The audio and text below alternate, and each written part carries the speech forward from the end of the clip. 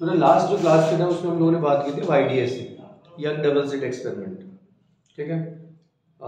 Diagram, calculation, ये सब हम लोगों ने कंप्लीट कर लिया था, ओके। आज हम लोग बेटा उसके रिजल्ट को फर्दर यूज करके देखेंगे कि कैसे कैसे कंक्लूजन निकाले जा सकते हैं, ठीक है। ध्यान देना, अच्छे से सुनना। तो ना young double slit experiment,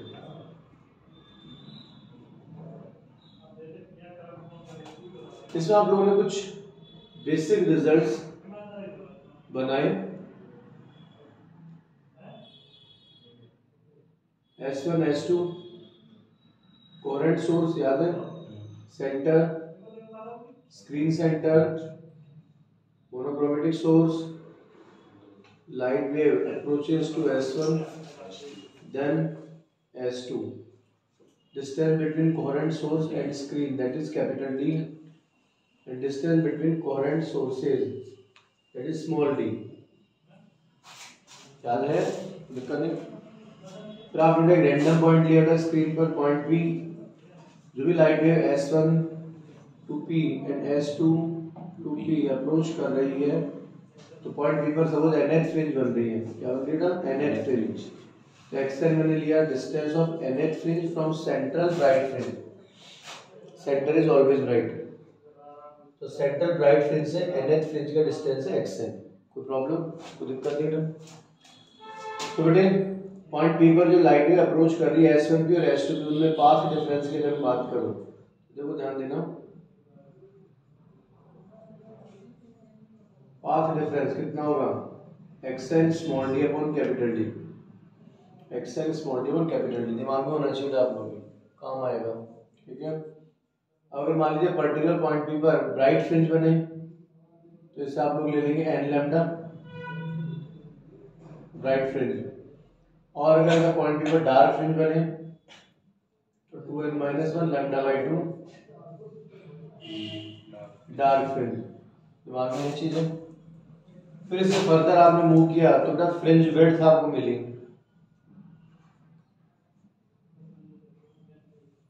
fringe width को बीटा से शो करते हैं। अब चाहे ब्राइट फ्रिंज के विड्थ हो और चाहे डार्क की विड्थ हो, सेम ही है, lambda capital D upon small d। फिर आप लोगों ने फ्रिंज विड्थ का फॉर्मूला एस्टैब्लिश किया, फ्रिंज विड्थ, ठीक है। लैम्डा यहाँ पर क्या है, वेवलेंथ, जो भी आप सोर्स यूज कर रहे हैं उसका वेवलेंथ, जो भी लाइट सोर्स यूज कर रहे हैं उससे लाइट वेव्स आएगी, उनका वेवलेंथ है lambda. Capital D distance of screen from coherent sources, small d distance between coherent sources, okay बेटे, कोई दिक्कत नहीं। यहाँ तक का सफर कल कंप्लीट करना, डन, ओके। नेक्स्ट स्टेप, अब देखो सुनो, इन केस अगर इस पूरे सिस्टम को आपने किसी लिक्विड मीडियम में डिप कर दिया, ठीक है, ये कॉमन क्वेश्चन है ना, एक बेसिक क्वेश्चन है, कॉमन क्वेश्चन। ये सारा एपरेटस आपके सामने, सारा सेटअप आपके सामने है, फ्रिंज विड्थ मिलनी थी, मिल गई। अब आप कुछ भी चेंज नहीं करें, capital D small d source कुछ भी चेंज नहीं करें, आप अपनी तरफ से कुछ चेंज नहीं करें, बस आपने जो मिड मीडियम है यहाँ पर अभी एयर और फ्री स्पेस है, मान लो अभी नॉर्मली एयर है, तो इसकी जगह आप लोगों ने कोई लिक्विड भर दिया, इस पूरे एपरेटस को लिक्विड में डिप कर दिया, ठीक है। तो मीडियम की टेंडेंसी चेंज हो गई ना। अब मीडियम की टेंडेंसी जैसे चेंज होती है ना, तो फिर हमारे पास इस फ्रिंज विड्थ में क्या चेंजेस आएंगे ना, ये सोचने की बात होती है। तो इसके लिए एक बेसिक रिलेशन होता है, और हम जानते हैं ये नोट फर्स्ट है, ये वेरी वेरी वेरी इंपॉर्टेंट है, बहुत ज़्यादा इंपॉर्टेंट है, बहुत ज़्यादा इंपॉर्टेंट। हाँ जी, तो नोट फर्स्ट पर हम लोग बात करें, मीडियम में डिप कर देते हैं, सामने देखना, ध्यान देना, इस पूरे सेटअप को मीडियम में डिप किया तो ना कैलकुलेशन। अच्छा एक बात और, ये जो पॉइंट आप लोग डिस्कस कर रहे हो, ये पॉइंट लेसन 10 का ही नहीं, लेसन 9 में भी काम आएगा आपके लिए, ये फॉर्मूला ढंग से समझना, ध्यान देना सुनो प्लीज। रिफ्रैक्टिव इंडेक्स म्यू, इसका मीनिंग होता है refractive index of second medium with respect to first medium, refractive index of second medium with respect to vacuum upon refractive index of first medium with respect to vacuum, ये pattern होता है पूरा, ठीक है। Lesson 9 में भी काम आएगा, रे ऑप्टिक्स में भी काम आता है pattern, is equal to C1 upon C2 speed of light in first medium upon speed of light in second medium is equal to lambda 1 upon lambda 2। ध्यान रखना हमेशा जब भी मीडियम चेंज होता है ना तो मीडियम चेंज होने पर स्पीड ऑफ लाइट चेंज होती है, वेवलेंथ चेंज होता है, फ्रीक्वेंसी कभी चेंज नहीं होती, याद रखिएगा इस बात को। ठीक है तो बच्चों, और दूसरा कंफ्यूज मत हो जाना, ये μ2 अपॉन μ1 है या c1 अपॉन c2 है, तो ध्यान रखना। लैम्डा के साथ रिलेशन वैसे भी जानते हो, c is equal to nu lambda, frequency same रहती है तो c1 तो लैम्डा 1, c2 तो लैम्डा 2। ओके, अब यहाँ पर जहाँ जहाँ 1 दिख रहा है वहाँ तो हम क्या ले लेंगे एयर, और जहाँ 2 दिख रहा है वहाँ पर हम लोग क्या ले लेंगे ना लिक्विड। पहले तो क्या था, इस पूरा सेटअप एयर में था, हवा में था, और फिर आपने कहा क्या कर दिया, मीडियम में डाल दिया इसको, तो क्या नहीं किया था, मुझे तो ध्यान देना अच्छे से सुनना। तो यहाँ पर हम लोग अगर बात करें तो 2 मतलब मीडियम, जो भी liquid medium upon μ1 mu air. अब बच्चों एयर के लिए अगर, हालांकि ठीक है 1.00 समथिंग होता है रिफ्रैक्टिव इंडेक्स एयर के लिए, वैक्यूम के लिए कंप्लीटली वैक्यूम के लिए आइडियल 1 होता है, बाकी एयर के लिए 1.00 समथिंग होता है। तो अगर कुछ ना कहा जाए तो एयर के लिए 1 लेके चलना, स्पेसिफाई कर दे क्वेश्चन में तो ठीक है, कर दिया तो कर दिया, अगर नहीं करे तो उसको 1 ले लेना। ठीक है, अब देख 1 मतलब एयर, थोड़ा c1 speed of light in air को नॉर्मली सी लिखते हैं, तो हमेशा लिखते हैं, और c2 क्या है, speed of light in medium. ठीक है, lambda 1 wavelength in air, lambda ले लिया अपन, और लैम्डा 2 को लैम्डा m कर दूं, दिक्कत वाली बात नहीं। तो बच्चों यहाँ से अगर हम लोग बात करें, सुनिएगा सोचिएगा, तो lambda medium is equal to lambda upon mu medium, कब, जबकि एयर के लिए रिफ्रैक्टिव इंडेक्स कितना लेंगे हम लोग 1। तो देखिए दिमाग में, lambda m is equal lambda upon mu one. Done है, दिमाग लगाना तो ढंग से, अच्छे से, काम की बात है। मैं डायरेक्टली रटवा नहीं रहा हूँ, थोड़ा प्रोसेसिंग में बता रहा हूँ, ध्यान देना। थोड़ा यहाँ से हम लोग बात करें, वैल्यू पुट करें, देखिए पहले बीटा किसमें था, इन एयर, अब बीटा मीडियम ले लो, तो lambda wavelength in medium, capital D as it is रहेगा, small D as it is रहेगा, कोई प्रॉब्लम। और लैम्डा मीडियम की जगह क्या लिख दो, lambda upon refractive index of medium, capital D upon small D, ये सुन लो। और लैम्डा कैपिटल डी पर स्मॉल डी को हम लोग बीटा मतलब फ्रिंज विड्थ इन एयर ले सकते हैं ना, upon refractive index of medium. That's very important formula, that's very important relation, star mark कर रहा हूँ, याद रखना, बहुत काम आएगा।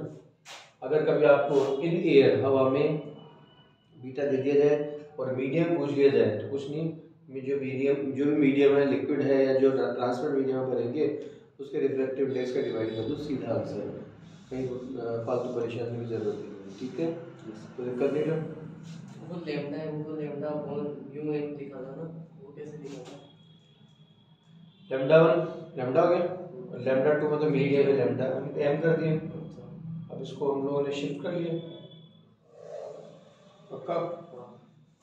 चलो आओ, ध्यान देना, नोट फर्स्ट, नोट सेकंड देखो बच्चों, ध्यान से सुनना, नोट सेकंड अच्छे से। इन केस ये जो पूरा सेटअप आप देख रहे हैं ना, ठीक है ना, इस सेटअप में आपसे एंगुलर विड्थ पूछ ली जाए, क्या पूछे ना, एंगुलर फ्रिंज विड्थ, तो तुमने काउंट कर लिया। अब स्क्रीन है, स्क्रीन पर एक जैसे मान लीजिए सेंटर ब्राइट फ्रिंज बन रही है, सेंटर ऊपर क्या बन रही है, centre bright fringe, centre bright fringe थोड़ा डार्क कर देता हूँ, मतलब थोड़ा हाईलाइट कर रहा हूँ मैं एक तरीके से, ठीक है, ये सेंट्रल ब्राइट फ्रिंज है। अब सेंट्रल ब्राइट फ्रिंज ने स्क्रीन पर जो जगह कवर की उसे क्या बोलेंगे, फ्रिंज विड्थ, क्या बोलेंगे बेटा, फ्रिंज विड्थ। ठीक है, बीटा लैम्डा कैपिटल डी और स्मॉल डी, ये फ्रिंज विड्थ है। ओके, अब एक सेटअप था उसे कहते हैं एंगुलर विड्थ। एक single fringe centre point C पर जो एंगल सबटेंड करेगी उसे बोलते हैं एंगुलर विड्थ। दोनों डिफरेंस क्लियर हो रहा है, तो ध्यान से सुनना, अच्छे से समझना।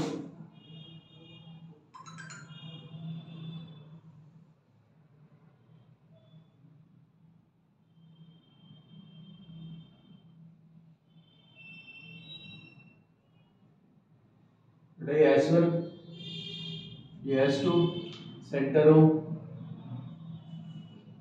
सेंटर 1C, और ये स्क्रीन का सेंटर O। और मान लो ना ये सेंट्रल ब्राइट फ्रिंज है, थोड़ा सा आपने हाईलाइट कर दिया है, ठीक है, सेंट्रल ब्राइट फ्रिंज है, ठीक है। दिस इज कैपिटल डी, कोई दिक्कत। अब देखिए एक सिंगल फ्रिंज ने स्क्रीन पर जो स्पेस कवर किया उसमें क्या बोलेंगे, फ्रिंज विड्थ। क्या बोलेंगे, फ्रिंज विड्थ। फ्रिंज विड्थ आपके सामने है। और एक सिंगल फ्रिंज ने सेंटर में जो एंगल सबटेंड किया उसे क्या बोलेंगे, एंगुलर विड्थ। क्या बोलेंगे ना, एंगुलर विड्थ। एंगुलर विड्थ पर बात कर रहे थे। एक सिंगल फ्रिंज ने सेंटर में जो एंगल सबटेंड किया वो है एंगुलर विड्थ। आपने खूब सुना था angle is equal to arc upon radius या circular arc length upon radius. तो ध्यान देना ना, कोई फॉर्मूला यूज करें, angle is equal to circular arc length upon radius. ये सुनो, एंगल कितना थीटा, सर्कुलर आर्क लेंथ। बेटा आर्क लेंथ का मतलब क्या हो गया, फ्रिंज की विड्थ, और फ्रिंज की विड्थ क्या है, बीटा। बताओ, सर्कुलर आर्क लेंथ क्या होगी, बीटा अपॉन रेडियस। रेडियस मतलब ये चीज, ये डिस्टेंस कितना है, कैपिटल डी। बताओ, कोई परेशानी। और बच्चों अगर मैं आपसे कहूँ बीटा अपॉन कैपिटल डी, ध्यान से, बीटा और अपॉन कैपिटल तो लैम्डा अपॉन स्मॉल डी हो गया। बच्चों ये एंगुलर विड्थ है, ये फॉर्मूला एंगुलर विड्थ के लिए होगा, ठीक। इस कंडीशन में जो एंगल है वो इंडिविजुअली काम आ रहा है, थीटा, जैसा sine cos tan cot sec cosec कुछ नहीं है। तो ध्यान रखना थीटा की वैल्यू यहाँ जो भी ऑब्टेन होगी वो रेडियन में होगी। और अगर कभी रखनी पड़े आपको वैल्यू फॉर्मूले में तो भी रेडियन में ही रखना, डिग्री मत रख देना। हो सकता है कभी आपको दे दे थीटा की वैल्यू बताओ, बोल दीजिए 5 डिग्री दे दी और स्मॉल डी दे दी और वेवलेंथ पूछ लिया, एक एग्जांपल दे रहा हूं। तो उसमें ये नहीं 5 से सीधा मल्टीप्लाई, 5 डिग्री में दिए तो पहले उसको रेडियन पे स्विच करना है, उसके बाद वैल्यू पुट करनी है। तो इसको थोड़ा स्ट्रिक्टली ध्यान रखना, ठीक है, कोई दिक्कत नहीं। हाँ जी, नोट सेकंड, दोनों पॉइंट बहुत ज्यादा इंपॉर्टेंट है। नोट थर्ड, आप होता है beta is equal to lambda capital D upon small D है। अगर मैं आपसे बात करूं beta directly proportional to lambda, तो गलत तो नहीं है। इसका क्या सीख रहे हो ना, if lambda increases then beta also increases, यही सीखा ना। अगर वेवलेंथ बढ़ता है तो बेटा फ्रिंज विड्थ भी बढ़ेगी, डन है, कोई दिक्कत वाली बात नहीं। अब अगर मान लीजिए कंपेयर करवा लें, आपको पता है कि सपोज यही एपरेटस वही है, एपरेटस वही है, अलग नहीं है। एक बार मान लीजिए बेटा यहाँ पर जो सोर्स है वो रेड कलर मतलब रेड लैम्प हो, कई बार ब्लू लैम्प हो, कई बार ग्रीन लैम्प हो, कभी येलो लैम्प हो, इस तरह का भी कंपैरिजन करवा लेते हैं। तो ध्यान रखना विक्योर के अकॉर्डिंग आपको होता है मैक्सिमम वेवलेंथ किसकी होती है, रेड की एनर्जी मिनिमम, फ्रीक्वेंसी मिनिमम और वेवलेंथ मैक्सिमम होती है। तो रेड की वेवलेंथ सबसे ज्यादा है और वायलेट की सबसे कम है विजिबल रेंज में। ध्यान रखना लैम्डा डायरेक्टली प्रोपोर्शनल है बीटा के, तो रेड लैम्प के लिए बीटा सबसे ज्यादा होगा और वायलेट के लिए सबसे कम होगा, ठीक है। ये कंपैरिजन बेस्ड कंडीशन बनती है। नोट थर्ड में second point, beta directly proportional to capital D, beta directly proportional to capital D. Capital D जितना ज्यादा होगा बीटा उतना ज्यादा होगा, कैपिटल डी की वैल्यू जितनी ज्यादा होगी ना, ये कैपिटल डी जितना ज्यादा होगा फ्रिंज विड्थ उतनी ही ज्यादा होगी। Capital D increases and fringe width also increases, ये तय है, ये कंफर्म है, कोई एक्सक्यूज नहीं है, होगा ही नहीं होगा, नहीं, डैम श्योर है कि होगा, ठीक है। Capital D increase, beta increase. लेकिन बच्चों ये भी ध्यान रखना कि कैपिटल डी ऐसा नहीं कि हम लोग बिना सोचे समझे बढ़ाते ही जा रहे हैं, ऐसा भी नहीं है। एक लिमिट तक आप इसे बढ़ाएंगे तो अच्छा रहेगा। लेकिन अगर आपने कैपिटल डी के लिए बहुत ज्यादा बढ़ाने की कोशिश की, ओवर लिमिट जाने की कोशिश की ना, तो इस कंडीशन में क्या होगा ना, जैसा आप कैपिटल डी को बहुत ज्यादा इंक्रीज करने का ट्राई करेंगे ना, तो उस समय क्या होगा ना, उस समय ब्राइट और डार्क की ओवरलैपिंग शुरू हो जाएगी। विड्थ तो बढ़ेगी लेकिन ब्राइट और डार्क की ओवरलैपिंग शुरू हो जाएगी। तो उससे क्या हो जाएगा, ब्राइट और डार्क का कॉन्ट्रास्ट जो है वो खत्म हो जाएगा, मतलब दोनों की बाउंड्रीज डिसॉल्व होना शुरू हो जाएगी, आप मिक्स होना शुरू हो जाएगा। आप ये पता ही लगा पाओगे कि कहाँ तक एग्जैक्टली डार्क और कहाँ एग्जैक्टली ब्राइट है, मिक्स होना शुरू हो जाएगी, समझ गए। तो उनकी शार्पनेस कम होना शुरू हो जाएगी, समझ गए, ओके।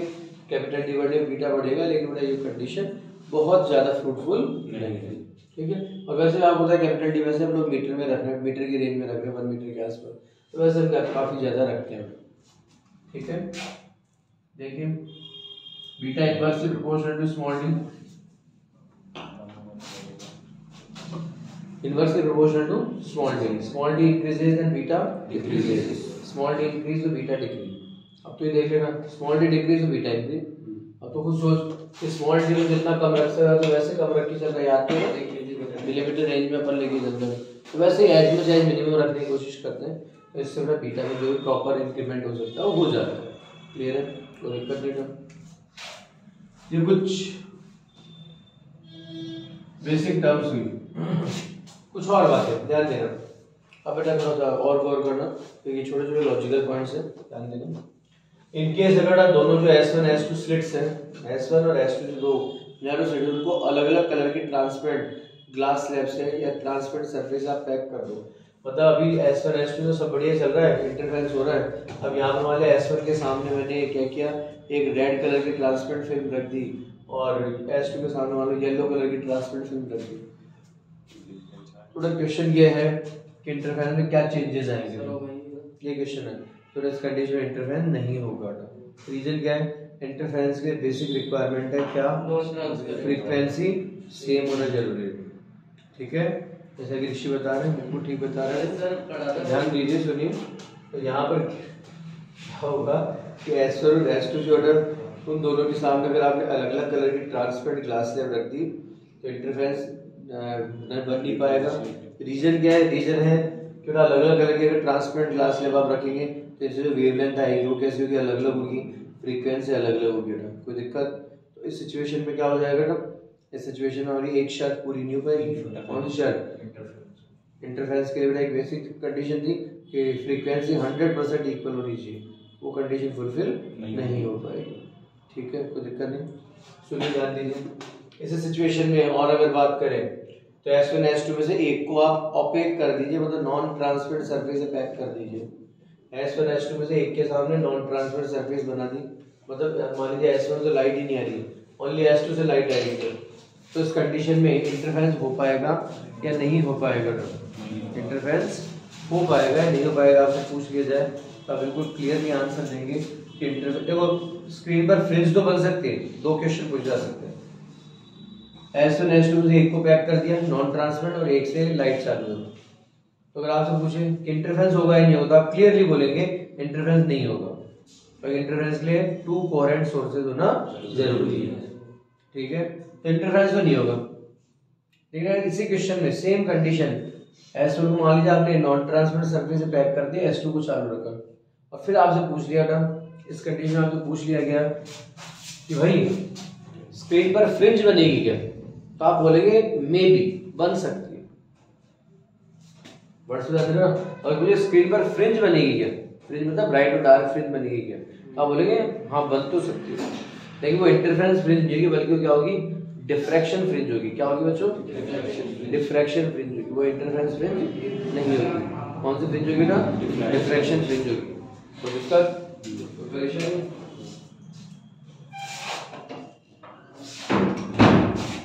डिफ्रैक्शन फ्रिंज आएगी, यस और नो, कोई प्रॉब्लम, कोई दिक्कत वाली बात नहीं।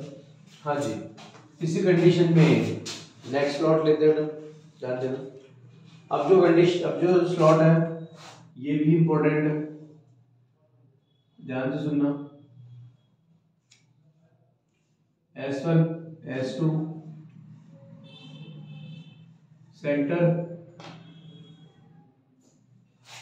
स्क्रीन सेंटर हो, सब कुछ बढ़िया चल रहा है, आराम से इंटरफेरेंस पैटर्न बनेगा, सेंटरों पर सेंटर ब्राइट फ्रिंज बनेगी, फिर dark bright dark bright dark bright चलता जाएगा, सब बढ़िया चल रहा है।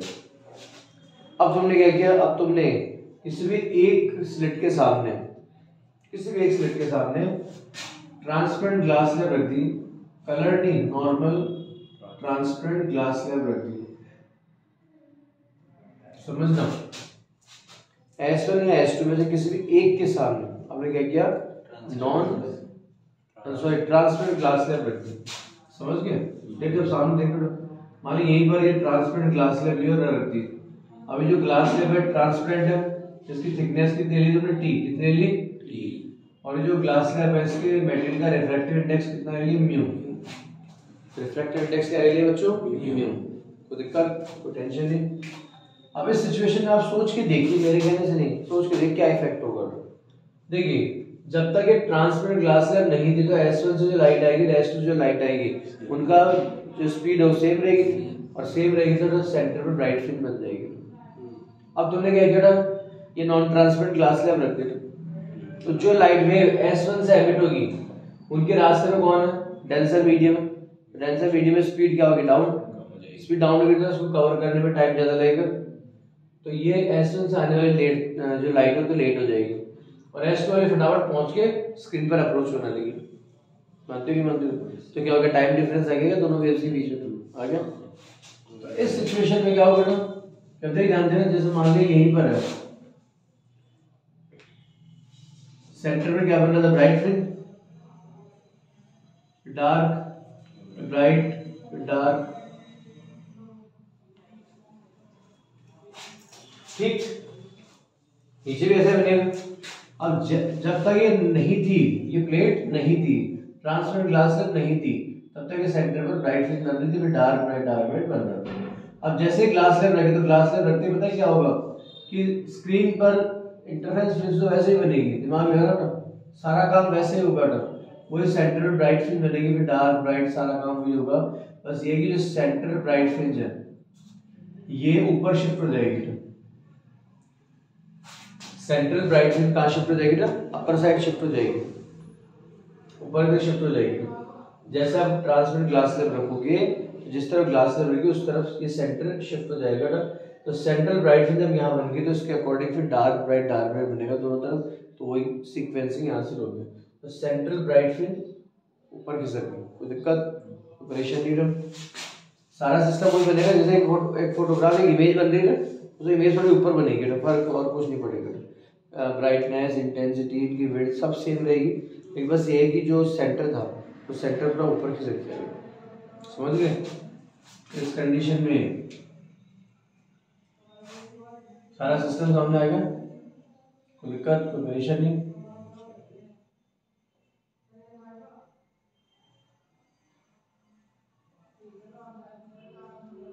अब ये जो ट्रांसपेरेंट ग्लास है उसकी वजह से पाथ डिफरेंस कितना होगा, एक्स्ट्रा पाथ डिफरेंस कितना होगा, extra path difference due to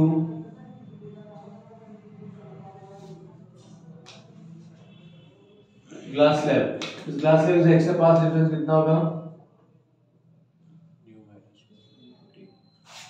ध्यान रखना, u माइनस 1 इंटू टी। अब अगर मैं पॉइंट जो O1 है, पॉइंट O कहाँ शिफ्ट हो, O1, तो इस कंडीशन में अगर पाथ डिफरेंस एन लैम्डा जाए, बेटा मान लीजिए जो सेंट्रल ब्राइट फ्रिंज है वो कहाँ शिफ्ट हो गई, जो भी गए, फिफ्थ ब्राइट की जगह हो गई है, सिक्स्थ की जगह, सेवंथ की जगह, पाथ डिफरेंस अपन ब्राइट फ्रिंज के लिए कितना था, एन लैम्डा, तो mu minus 1 into T is equal to,